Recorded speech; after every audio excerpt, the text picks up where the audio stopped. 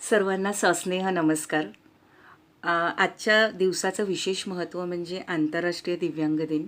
हा दिवस दिव्यांगांना त्यांचे अधिकार मिळवून देण्यासाठी आणि त्यांना समाजाच्या प्रवाहात रुळण्यासाठी किंवा आणण्यासाठी 3 डिसेंबर रोजी विविध कार्यक्रम करून वेगवेगळे उपक्रम राबवून त्यांच्यासोबत साजरा केला जातो.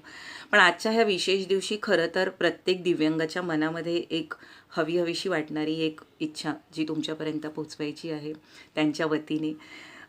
एक तर आहे की प्रत्येक दिव्यांग व्यक्तीला वाटतं की मला सहानुभूतीची गरज नाही आहे, माझ्यावर विश्वास दाखवा.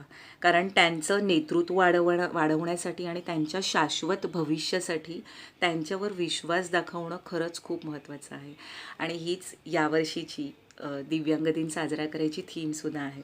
मित्रहो, या वाक्याचा अर्थ अतिशय महत्त्वपूर्ण आहे, जो समजून घेणं गरजेचं आहे. बऱ्याचदा आपण काय करतो, आपण त्यांना सांगतो की तू खूप इन्स्पायरिंग आहेस किंवा तुमचा प्रवास अतिशय प्रेरणा देणारा आहे, खूप स्ट्रगल तुम्ही करता किंवा मग तुम्ही समाजामध्ये इतरांसारखेच आहात. पण खरंच हे बोलल्यानंतर त्यांना त्यांच्या भविष्यात पुढे जाण्यासाठी मदत होणार आहे का? तर हा विचार करणं खूप गरजेचं आहे. आणि हा अतिशय महत्त्वाचा विषय आहे. थोडासा विचार आपण केला तर आपल्यालाही जाणवेल की त्यांना बरं वाटावं म्हणून, त्यांच्या मनाला समाधान मिळावं म्हणून आपल्याला त्यांच्याशी नीट व्यवहार करायचा आहे, की आपल्याला त्यांना त्यांच्या आयुष्यात स्वावलंबी बनवण्यासाठी, स्वाभिमानी बनवण्यासाठी किंवा मग आत्मविश्वासी वाटावं म्हणून त्यांची सोबत द्यायची आहे आणि त्यांच्यातल्या नेतृत्वाच्या गुणाला बढावा द्यायचा आहे. हे प्रत्येकाने आपल्या आपल्या पद्धतीने ठरवायचा विषय आहे.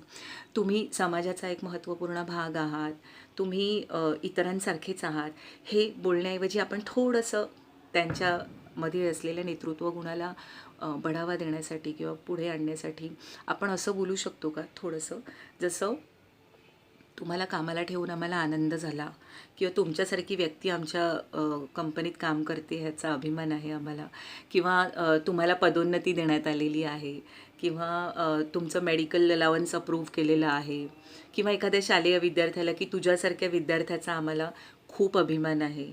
तर ही जी वाक्य आहेत ही कुठेतरी त्यांच्यातल्या नेतृत्व गुणाला बढावा देणारी आहेत. आणि मग त्यावेळी जेव्हा आपण अशा पद्धतीने त्यांच्याबरोबर व्यवहार करू, तेव्हा खऱ्या अर्थाने सिद्ध होईल की सहानुभूती नको आणि विश्वास हवा. आणि त्यांच्यामध्ये असलेलं जे नेतृत्व गुण आहे ते त्यांच्या उज्ज्वल भविष्यासाठी आणि त्यांना सर्वसमावेशक समाजामध्ये सर्वसमावेशक करण्यासाठी खूप महत्त्वाचं ठरेल. तर मला असं वाटतं यावर्षीचा दिव्यांग दिन मित्रहो आपण अशा पद्धतीने साजरा करूया का? हा एक महत्त्वपूर्ण संदेश सगळ्यांपर्यंत पोचवायचा प्रयत्न करूया की सहानुभूती नको, विश्वास हवा.